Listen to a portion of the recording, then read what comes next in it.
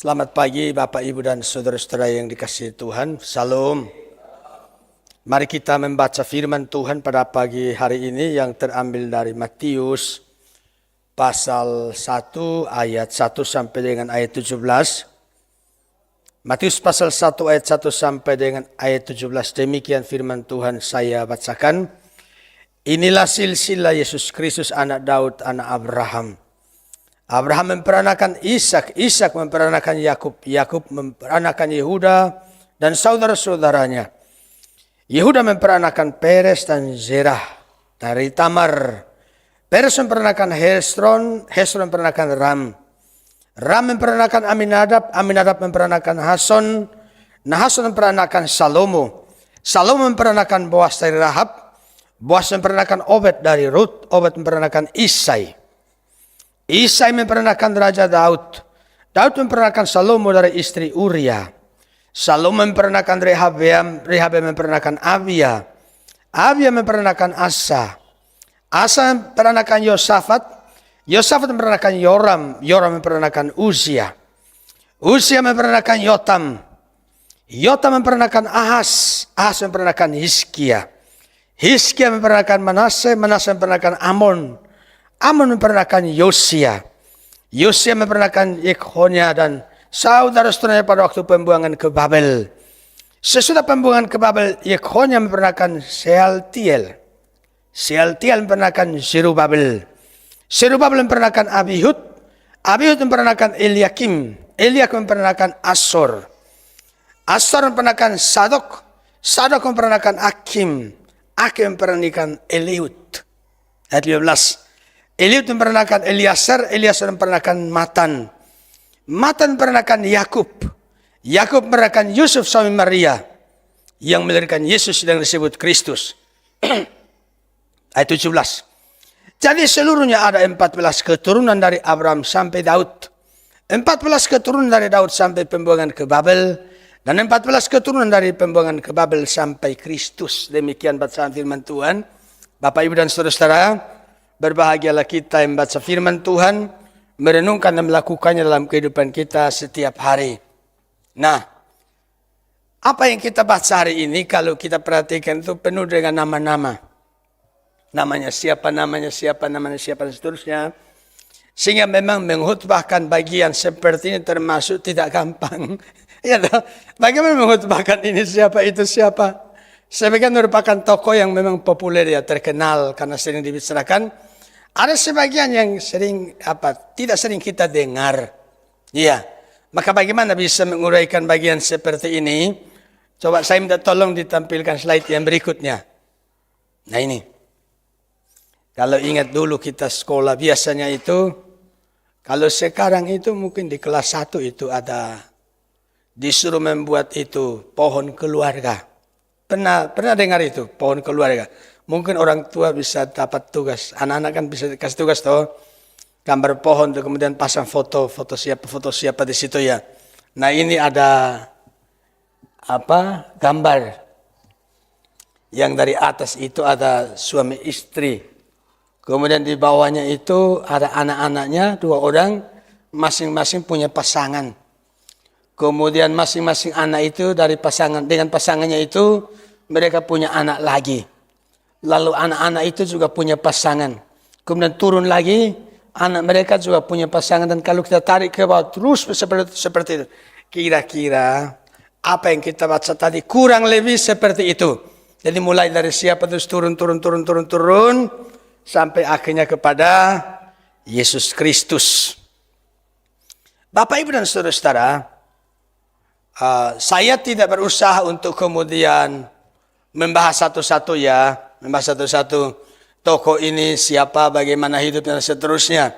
Karena kalau itu kita bahas satu-satu, kita butuh waktu yang lama, sangat lama untuk menguraikan ini siapa, itu siapa, dan seterusnya hidupnya bagaimana, dan seterusnya begitu. Tapi hari ini saya akan langsung aja kita pikirkan maknanya, begitu. Maknanya silsilah ini ditulis itu apa? Ya toh? Jadi ada 2 hal akan saya bicarakan, yaitu makna daripada penulisan silsilah dalam bagian ini itu apa? Kemudian yang kedua nanti Saya akan bicarakan mengenai tema khutbah hari ini kan janji yang digenapi. Maka janji digenapi itu maksudnya bagaimana tentang kita ini dalam praktek kehidupan ya. Nah, maka saya akan mulai dengan bagian yang pertama. Makna silsilah Yesus yang tertulis di sini maksudnya apa? Yang pertama itu adalah silsilah Yesus Kristus itu membuktikan kesejatian dari kemanusiaan Yesus. Adanya silsilah itu, anak siapa, dan seterusnya itu, sampai kepada Yesus Kristus ini membuktikan mengenai kesejatian kemanusiaan Yesus Kristus. Itu maksudnya Yesus Kristus yang lahir di hari Natal itu sungguh-sungguh manusia. Seutuhnya manusia, sering kita dengar 100% manusia. Dia bukan manusia asal-asalan, bukan manusia jadi-jadian, bukan etok-etok manungso, begitu ya. Bukan kelihatannya saja manusia, tapi sungguh-sungguh manusia. Pernah lahir ya di Bethlehem. Ya, sebagai bayi, kemudian tumbuh secara fisik itu. Ya, lalu makin hari makin menjadi kuat. Dia sungguh-sungguh manusia. Juga kita bisa mengerti di sana mengenai Yesus waktu menjadi manusia itu mengalami keterbatasan. Sebagaimana yang dialami oleh manusia pada umumnya. Dia pernah lapar. Di Yohanes 4 itu kan murid-murid pergi cari makan. Ya, dia juga pernah haus. Lapar waktu dicobai di padang gurun itu ya. Pernah haus kemudian minta sumur pada wanita Samaria di sumur Yakub. Dia pernah mengantuk. Kemudian tertidur di perahu waktu bersama murid-muridnya itu naik perahu. Kemudian Yesus juga lelah. Ya, dia lelah secara fisik itu. Dia juga mengalami kesakitan. Waktu disalibkan dia menjerit kesakitan itu. Ketika dipaku di kayu salib itu. Secara emosi juga kita temukan Yesus pernah menangis. Waktu menemukan Maria dan Marta itu. Saudaranya meninggal. Melihat mereka menangis, berduka, Yesus tidak tahan. Ada satu ayat mengatakan, maka dia pun menangis. Dia menangis. Dia juga sedih. Hatiku sangat sedih katanya. Seperti mau mati rasanya. Dan dia mengalami penderitaan. Bahkan sampai mati di kayu salib. Dia sungguh-sungguh manusia. Jadi Bapak Ibu dan Saudara-saudara, tadi malam itu di persekutuan di rumah Bapak Hardono itu saya menjelaskan Yesus itu adalah Allah. Jadi orang Kristen itu hanya menyembah satu Allah. Ini sering-sering saya bicarakan, tapi juga tidak bosan. Terus saya bicarakan. Orang Kristen hanya menyembah satu Allah. Allah yang satu itu di dalamnya ada 3 pribadi. 3 pribadi, satu hakikat. Ya, 3 pribadi itu satu hakikat. Sering saya sudah juga bicarakan, rohnya itu satu hakikat. Kemudian kuasa yang dimiliki, kehendak yang dimiliki, otoritas yang dimiliki dari 3 pribadi itu juga satu. Kehendaknya satu. 3 pribadi tapi kehendaknya satu. Nah, satu esensi tapi 3 pribadi. Pribadi yang kedua ini, yang kemudian datang ke dalam dunia di hari Natal yang kita peringati ini, lahir menjadi manusia. Tujuannya adalah supaya dengan dia menjadi manusia, maka nanti kelak dia boleh menggantikan manusia untuk mati di kayu salib menanggung hukuman dosa. Jadi, bicara silsilah itu mengajarkan kepada kita mengenai Yesus itu sungguh-sungguh manusia. Dia betul-betul manusia ya di dunia ini, yang kemudian nanti mati di kayu salib untuk menggantikan kita menanggung hukuman dosa. Jadi, Yesus yang satu pribadi itu, di dalam dirinya itu ada 2 hakikat itu, ilahi dan manusia. Kodratnya sebagai Allah dan juga manusia. Nah, ini tidak boleh dicampur aduk. Kan kadang-kadang orang bisa itu sindir iman Kristen dengan mengatakan, Tuhan kok lapar, Tuhan kok mati, Tuhan kok lahir. Maka mereka merasa ini mana mungkin Tuhan kok lahir. Terus dulu ada anak tanya pada saya, terus sebelum dia lahir itu siapa jadi Tuhan? Ini tambah rumit kan? Ya. Sebelum dia lahir itu siapa jadi Tuhan? Nah, ini pertanyaan yang muncul dari ketidakmengertian. Bahwa Allah itu kekal adanya, Tapi untuk menolong manusia maka dia masuk ke dalam kesementaraan. Menjadi manusia, ya pribadi kedua itu. Tapi saat menjadi manusia, dia juga tetap adalah Allah. Sering kita kenal dengan dua natur. Yesus memiliki dua natur. Natur sebagai Allah, juga sebagai manusia. Nah ini bagian pertama mengenai silsilah ya. Jadi silsilah itu menegaskan atau membuktikan mengenai kesejatian dari kemanusiaan Yesus. Tadi saya ada tampilkan apa ini? Coba minta tolong kembali ke layar pertama tadi yang slide pertama itu. Yang ada silsilah itu. Nah perhatikan. Yang paling atas itu kan manusia. Betul ya? Turun kedua juga manusia. Bisa atau tidak ya? Turun terus ke bawahnya bukan manusia lagi. Bisa? Tidak. Di atasnya manusia, mau turun sampai kapanpun juga akan tetap manusia. Ya, maka Yesus itu lahir di Bethlehem sebagai anak daripada Maria. Memang dia lahir dari Maria sebagai manusia. Dia sungguh-sungguh manusia karena memang dia keturunan manusia. Ya, itu pertama ya. Sekarang yang kedua, mengenai silsilah ini, yang kedua itu saya catat di sini bahwa daftar silsilah menegaskan kebenaran mengenai Yesus merupakan keturunan Raja Daud dan Abraham sesuai janji Tuhan. Makanya kalau lihat di ayat 1 itu bilang, inilah silsilah Yesus Kristus, anak Daud, anak Abraham. Betul ya? Ini silsilah Yesus Kristus, anak Daud, anak Abraham. Beberapa waktu yang lalu itu, kami datang ke rumah Pak Bambang.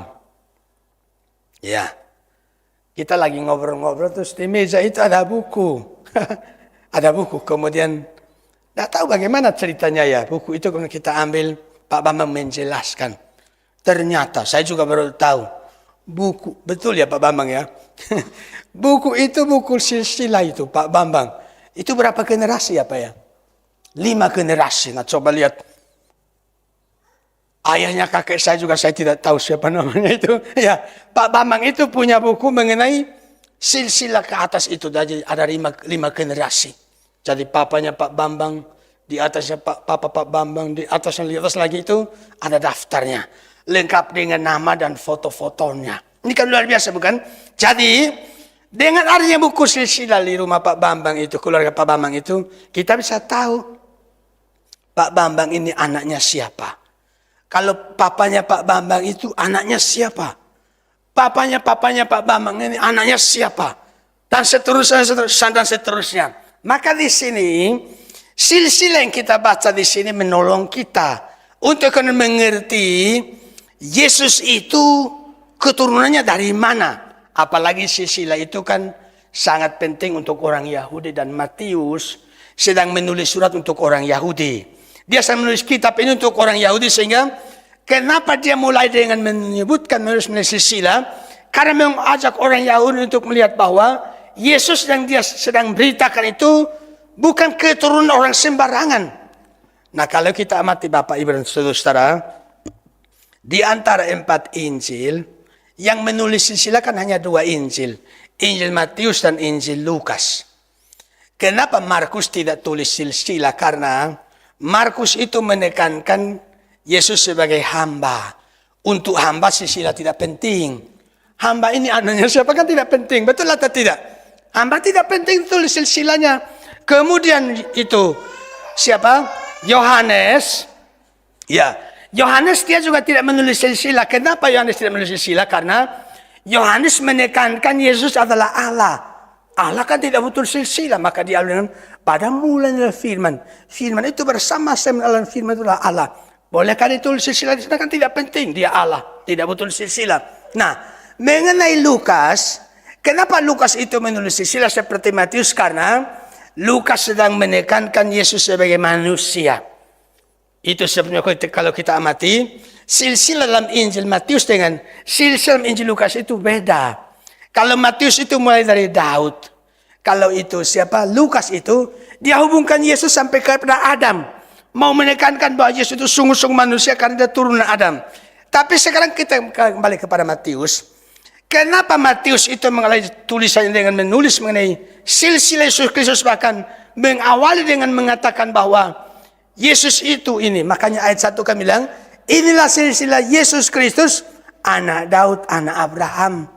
Nanti baru dia jelaskan dan seterusnya. Karena begini, bagi orang Yahudi, Daud itu seorang raja. Ya, Daud itu seorang raja dan itu pemimpin besar, pemimpin penting untuk orang Israel. Dihubungkan lagi dengan Abraham, itu kan bapaknya orang Yahudi itu toh. Ya, bapaknya orang beriman dan seterusnya. Maka di sini, Bapak Ibu dan Saudara, Matius hendak menekan kepada para pembacanya mengenai Yesus itu turunan daripada Raja Daud. Dia adalah pribadi yang sudah dijanjikan oleh Tuhan Allah. Saya ada kutip sejumlah ayat yang saya bacakan. Tolong ditampilkan di layar itu. Dalam 2 Samuel pasal 7 ayat 12. Itu katanya begini. Tuhan berfirman pada Daud. Apabila umurmu sudah genap dan engkau telah mendapat perhentian bersama-sama dengan nenek moyangmu, maka aku akan membangkitkan keturunanmu yang kemudian, anak kandungmu, dan aku akan mengokohkan kerajaannya. Katanya mengokohkan kerajaan keturunannya Daud itu. 2 Samuel 7 ayat 16. Di situ dikatakan, keluarga dan kerajaanmu akan kokoh untuk selama-lamanya di hadapanku. Takhtamu akan kokoh untuk selama-lamanya. Perhatikan di sini, Tuhan berfirman kepada Daud dengan mengatakan, kerajaanmu akan kokoh untuk selamanya. Kemudian, takhtamu akan kokoh untuk selamanya. Lalu coba, satu lagi. Yesaya 9 ayat 6 itu bilang begini. Besar kekuasaannya dan damai sejahtera tidak akan berkesudahan di atas takhta Daud dan di dalam kerajaannya. Karena ia mendasarkan dan mengkokohkannya dengan keadilan kebenaran dari sekarang sampai selama-lamanya.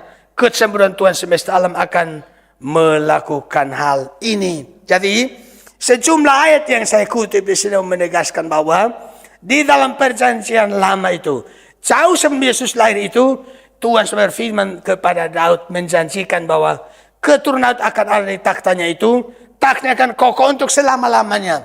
Dan itu yang kemudian nanti dikenapi melalui Yesus Kristus. Malaikat berfirman di dalam itu. Malaikat menyampaikan firman Lukas 1 ayat 32 dia katakan, ia akan menjadi besar dan akan disebut anak Allah yang maha tinggi, dan Tuhan Allah akan mengaruniakan kepadanya takhta Daud, bapak leluhurnya. Jadi baik Matius, di sini Lukas itu mencatat apa yang diucapkan Tuhan lewat malaikat bahwa Tuhan Allah akan mengaruniakan kepada Yesus Kristus, katanya takhta Daud, bapak leluhurnya. Ini mengenai janji Tuhan kepada Daud, begitu ya. Sekarang saya ajak kita lihat lagi mengenai janji Tuhan kepada Abraham, karena ayat 1 kami bilang, inilah silsilah Yesus Kristus, anak Daud, anak Abraham. Coba dalam Kejadian 22 ayat 18, di situ dikatakan, Kejadian 20 ayat 18, oleh keturunanmu lah semua bangsa di bumi akan mendapat berkat, karena engkau mendengarkan firman-Ku. Jadi Tuhan berfirman pada Abraham, oleh keturunanmu katanya, semua bangsa di bumi akan mendapat berkat. Ini mengulang apa yang tertulis dalam Kejadian 12 ayat 3 ya. Waktu Tuhan panggil Abraham suruh pergi, nanti kemudian katanya, olehmu semua kaum akan diberkati. Ya, nah maka kira-kira lewat Abraham itu, keturunan yang mana yang olehnya itu semuanya boleh mendapatkan berkat. Tidak lain adalah Yesus Kristus. Maka Paulus tulis dalam Galatia 3:16, adapun kepada Abraham diucapkan segala janji itu dan kepada keturunannya, tidak dikatakan kepada keturunan-keturunannya seolah-olah dimaksud banyak orang, tetapi hanya satu orang, dan kepada keturunanmu, yaitu Kristus. Jadi bagaimana Paulus mencoba untuk menegaskan kembali mengenai Yesus itu pribadi yang dijanjikan oleh Tuhan Allah kepada Abraham. Nah, di bagian sebelumnya kita sudah lihat bahwa Yesus itu yang dijanjikan oleh Tuhan kepada Daud. Ya, nah ada yang menarik Bapak Ibu dan Saudara-saudara. Coba dipikirkan, antara Abraham dan Daud itu siapa yang hidup duluan? Menurut Bapak Ibu siapa yang hidup duluan? Abraham atau Daud? Abraham ya? Iya toh, betul ya? Abraham hidup duluan. Tapi coba kita lihat di sini ayat 1 bilang apa? Inilah silsilah Yesus Kristus, anak Daud, anak Abraham. Baru nanti di ayat 2 bilang, Abraham memperanakan Ishak dan seterusnya. Nanti di ayat 6 baru muncul Daud. Isai memperanakan Raja Daud. Loh, tapi kenapa ya di ayat 1 kok bilang, anak Daud, anak Abraham? Ya, jadi walaupun Yesus juga anak Abraham, tetapi nama Daud muncul lebih dulu. Kenapa begitu? Ya, tadi saya sudah mengatakan, Daud itu adalah raja besar di Israel. Dia raja kedua, tapi memang raja pertama itu kan Saul yang kemudian ditolak oleh Tuhan, bukan?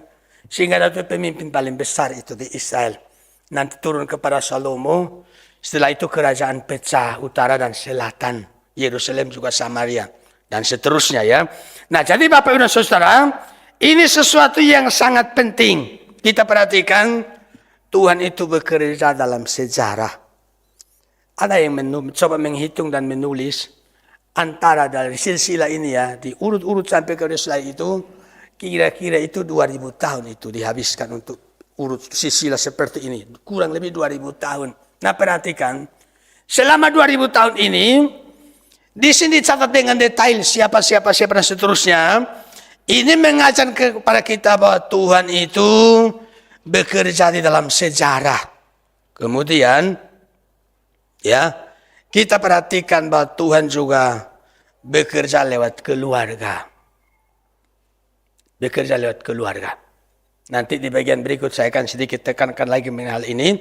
Tapi sekarang saya kembali kepada poin penting mengenai disebutkan anak Daud, anak Abraham. Ya, daftar silsilah ini mau menegaskan bahwa Yesus Kristus adalah pribadi yang menggenapi janji yang sudah diberikan Tuhan kepada pribadi seperti Daud, kemudian Abraham. Makanya waktu Yesus hadir di dunia ini dan pergi kemana-mana melayani, pada suatu hari itu ada seorang perempuan Kanaan datang kepadanya, dia bilang begini. Matius 15 ayat 22. Kasihanilah aku ya Tuhan anak Daud. Karena anakku perempuan kerasukan setan dan sangat menderita. Sebab perhatikan, dia menyapa Yesus dengan sebutan apa? Kasihanilah aku ya anak Daud. Ada yang bagian yang lain, 2 orang buta. 2 orang buta dalam itu Matius 20 ayat 31. Tetapi orang banyak itu menegur mereka supaya mereka diam. Namun mereka makin keras berseru katanya, Tuhan anak Daud, kasihanilah kami. Dia menyebut Tuhan, tapi juga menyebut anak Daud. Tuhan anak Daud, kasihanilah kami. Tambah lagi orang seperti Bartimeus itu. Ya toh? Di Yeriko itu ya, Bartimeus itu ya. Yesus datang ke sana terus dia berteriak. Ya, di dalam teriakannya itu Bartimeus juga mengatakan, Yesus, anak Daud, kasihanilah aku. Jadi perhatikan, Matius dengan sangat teliti. Sangat-sangat teliti. Tentu karena pimpinan Roh Kudus ya, mau menulis kepada orang-orang Yahudi yang begitu hormat pada Daud dan itu Abraham, dia uraikan dengan detail sampai orang-orang buta pun, ya, orang-orang buta pun menyebut Yesus anak Daud. Nah, jadi di sini sekali lagi Matius ingin menekankan mengenai Yesus itu adalah pribadi yang menggenapi janji Allah pada Daud. Ya, Mesias yang dijanjikan itu, yaitu Yesus itu. Ya, nah ini poin kedua. Sekarang poin terakhir, poin ketiga mengenai makna silsilah.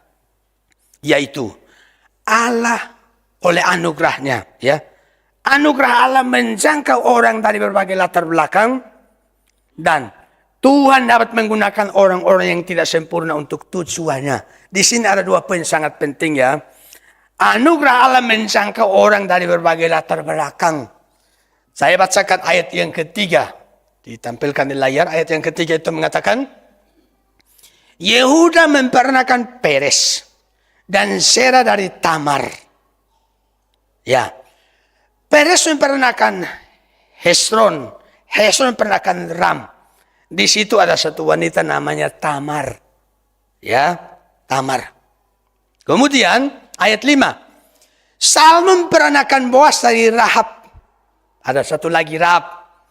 Boas memperanakan Obed dari Rut. Di sini ada Rut. Obed memperanakan Isai. Ayat 6. Isai memperanakan Raja Daud. Daud memperanakan Salomo dari istri Uria. Tuhan menjangkau orang dari berbagai latar belakang. Di sini disebutkan 4 wanita ya. 2 itu masih orang Israel. Yang 2 itu bukan orang Israel. Siapa mereka? Yang pertama itu Rahab. Rahab itu orang mana ya? Ada yang tahu? Pasti bukan orang Surabaya ya. Rahab itu orang mana? Orang Kanaan. Rahab itu orang Kanaan, bukan orang Israel. Kalau Rut orang mana?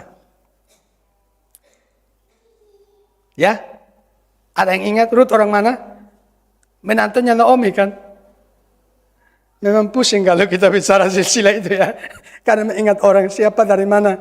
Jadi Rahab itu orang Kanaan, Rut itu orang Moab. Ya kan?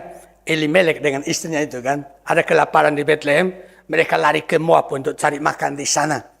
Di sana ternyata suami dan anak laki-lakinya mati ya. Anak sudah menikah, mereka mati. Yang lakinya mati semua. Jadi Naomi itu sebagai janda, punya 2 anak juga janda meninggal semua, dia punya 2 menantu. Yang satu pulang ke rumahnya, yang satu ikut Naomi, namanya Rut itu.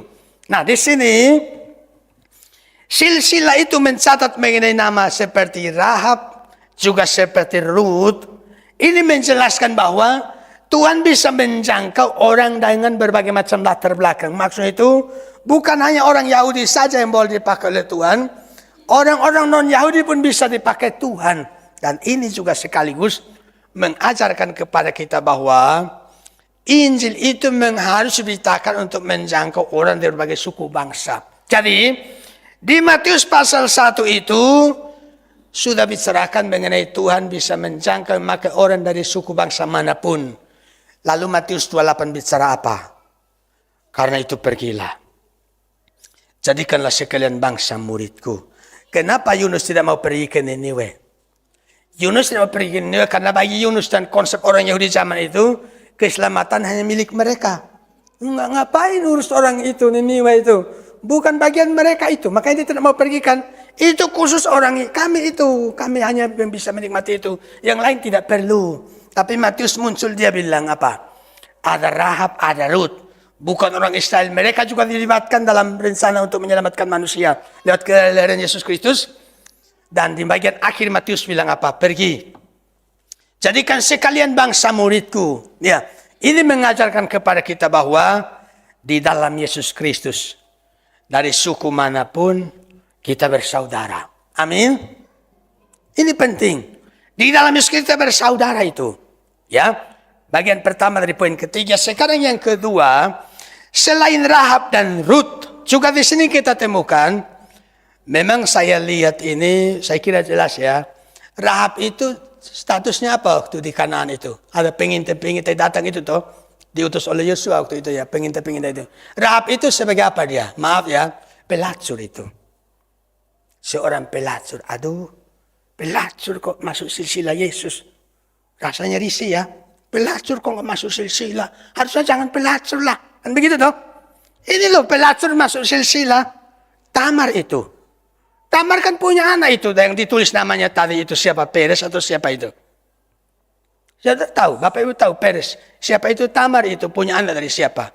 Maaf ya. Dari mertuanya. Ini kan kurang ajar. Ya toh? Kurang ajar. Ya masih bagus sih siapa ini. Ruth itu kan bagus toh. Bagus nanti dia dinikahi sama Boaz. Kemudian lahirlah Obed, terus Isai, baru Daud. Nah tapi kita perhatikan di sini. Orang-orang berdosa pun masuk di silsilah ini. Seperti Rahab dan Tamar itu. Para pendosa juga masuk di situ. Memberitahu kepada kita bahwa orang-orang berdosa pun Tuhan mengasihi. Anugerah Allah menjangkau orang berdosa. Kan Yesus bilang kan, aku datang bukan mencari orang benar. Aku datang mencari orang berdosa itu. Ya, Tuhan mencari orang berdosa maksudnya supaya dia selamatkan. Tadi malam saya bicarakan mengenai Yesus datang ke rumah Sakeus. Yesus sedang ada di situ, orang-orang bisik-bisik di belakang. Hah? Dia menumpang di rumah orang berdosa. Hah? Katanya dia itu nabi. Saya parafrase ya. Dia itu nabi. Kenapa bisa menumpang di rumah orang berdosa begitu? Mereka tidak suka itu. Maunya mereka itu, Yesus bergaul sama orang-orang yang baik-baik. Dengan orang berdosa jangan. Maka ada wanita datang pada Yesus kan yang meminyaki kaki Yesus itu ya. Terus dilap dengan rambutnya atau apa itu. Mereka juga nggak senang. Yesus kok mau disentuh sama orang itu? Itu kan pendosa. Jadi, Bapak Ibu dan Saudara, pada bagian ini ada hal yang sangat penting harus kita pikirkan. Ingat atau tidak waktu Yesus kasih perumpamaan anak hilang. Hidup dalam dosa, kemudian habiskan hartanya itu. Pulang ke rumah kan, papa buat pesta menyambut anaknya. Kasih pakaian bagus, kasih cincin. Kakaknya lagi di ladang kan. Dia pulang dari ladang sedang ada pesta. Dia panggil satu pelayan, "Hei, ada apa di rumah?" Pelayan bilang, "Itu loh, papamu itu senang karena anak adikmu itu, anak yang hilang itu pulang. Terus papa terlalu senang malam ini buat pesta." Bagaimana reaksinya anak sulung itu? Marah dia. Dia marah itu. Dia bilang pada papanya, "Bertahun-tahun aku kerja pada papa. Tidak pernah papa ajak saya buat pesta dengan kawan-kawanku. Anakmu ini pergi hamburkan harta. Sekarang pulang terus papa buat pesta pagi-paginya. Aku tidak terima." Yesus sampaikan perumpamaan ini, apa yang mau disoroti? Yesus sedang itu menyorot orang-orang munafik itu. Ya, mereka merasa diri paling benar dan Yesus sebaiknya jangan mendekat pada orang berdosa. Nah, maka Bapak Ibu dan Saudara, menyadari hal ini saya kira kita perlu sadar. Kita juga orang berdosa yang diselamatkan Tuhan. Amin. Saya ulangi, kita ini adalah orang berdosa yang sudah diselamatkan oleh Tuhan. Karena Yesus bilang, "Aku datang tidak cari orang benar, aku datang cari orang berdosa." Dan dia mati di salib untuk para pendosa. Dia tidak mati bagi orang-orang benar, dia mati bagi para pendosa. Sehingga pada bagian ini, kalau kita temukan orang berdosa, bagaimana seharusnya kita bersikap? Kira-kira bagaimana? Saya itu cerita. Tadi malam saya cerita mengenai suatu hari saya datang ke rumah seorang ibu. Bukan di sini ya, di kota yang lain. Saya datang mau ini. Dia kan jualan alat mainan untuk anak sekolah tuh. Namanya trombolen cangkir yang bisa taruh terus anak-anak putus putar-putar itu. Datang terus mau beli. Ngomong-ngomong terus kenalan.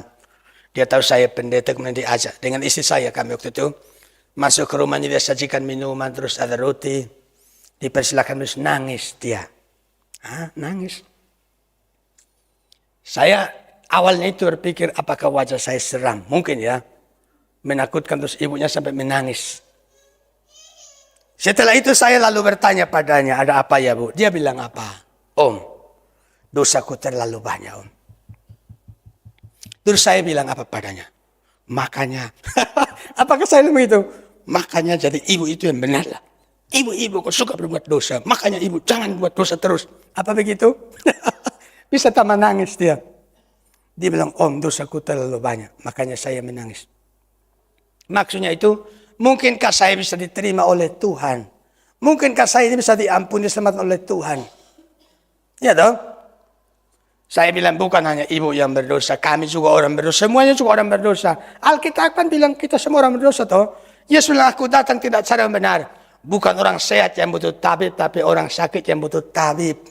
Petrus bilang, dia telah memikul dosa kita dalam tubuhnya di kayu salib.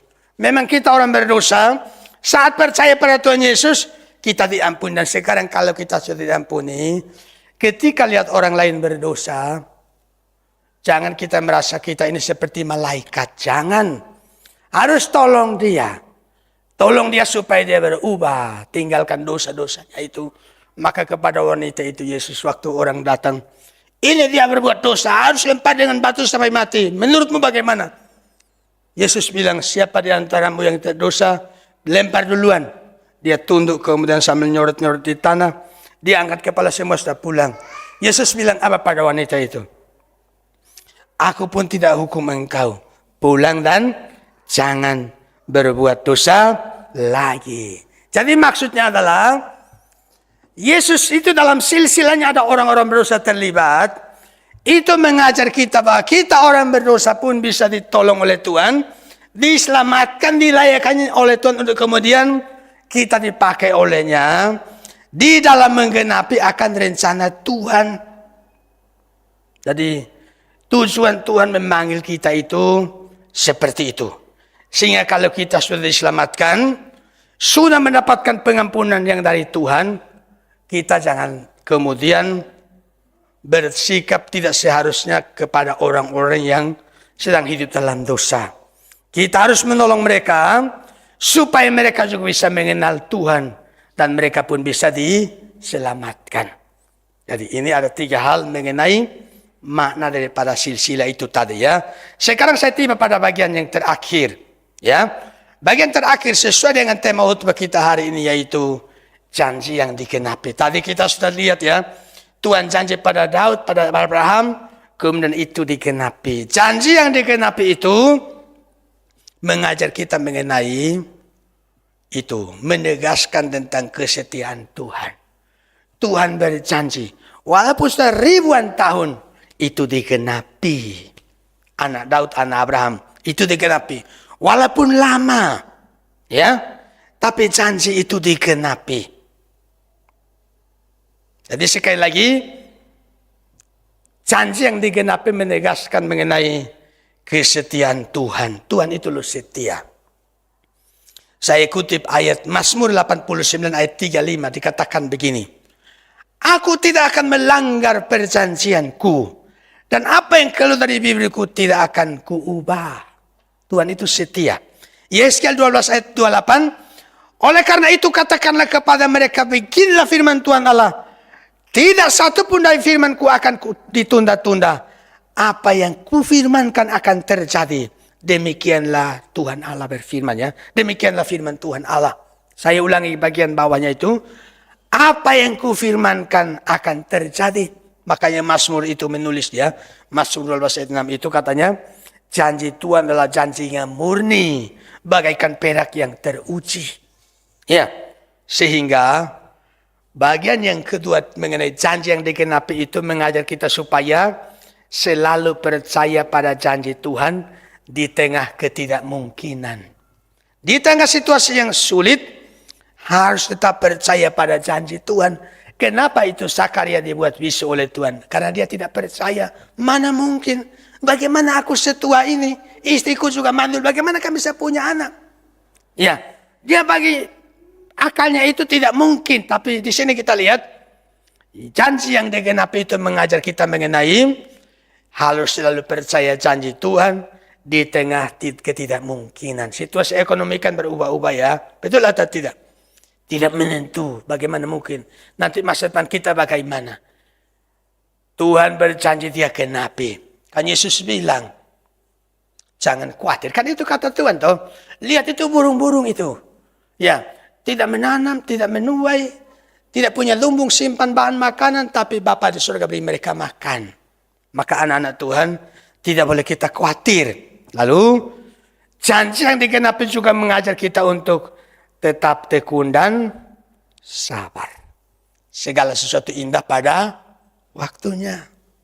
Ya, indah pada waktunya. Mungkin ini pernah dengarkan cerita di masa lampau ya. Katanya itu ada petani. Dia itu menanam padi di sawah. Tiap hari itu dia kunjungi itu sawahnya itu, lihat padinya sudah besar atau belum. Karena sering-sering datang, hari ini besok datang lagi kok nggak banyak berubah ya. Kayaknya masih tetap itu, belum tinggi-tinggi itu. Maka katanya itu, dia hari ini datang, terus besok datang dia cabut sedikit. Maksudnya supaya cepat tinggi. Besok lagi dia datang, dia cabut sedikit supaya makin tinggi. Dia datang lagi, dia cabut lagi supaya cepat tinggi. Karena dia cabut-cabut supaya cepat tinggi, akhirnya mati. Maksudnya apa? Nggak sabar dia. Ya, tidak sabar. Jadi, kalau kita mendengar bahwa janji Tuhan itu digenapi, mestinya kita belajar untuk tekun dan sabar. Ada bapak-bapak di Malang namanya Pak Simon. Pak Petrus ya, Pak Petrus. Rumahnya dekat rumah Pak Hananiel itu. Suatu hari dia datang ke Wayir, dia bicara pada saya waktu itu. Dia berdoa 40 tahun. Baru dikabulkan. Di tahun ke-10 atau berapa itu dia bilang, tidak berdoa lagi. Sepertinya nggak penting lagi doa itu. Dia sendiri sudah lupa kalau dia pernah doakan itu. Nanti tahun ke-40 baru Tuhan kabulkan. Janji digenapi itu. Maka harus tekun, harus sabar. Sudah berapa lama engkau berdoa? Ya Pak, saya sudah lama berdoa Pak. Bahkan sejak saya kecil. Sekarang kok belum dikabulkan. Harus sabar. Amin. Sabar. Semuanya itu indah pada waktunya. Tuhan berkati kita semua.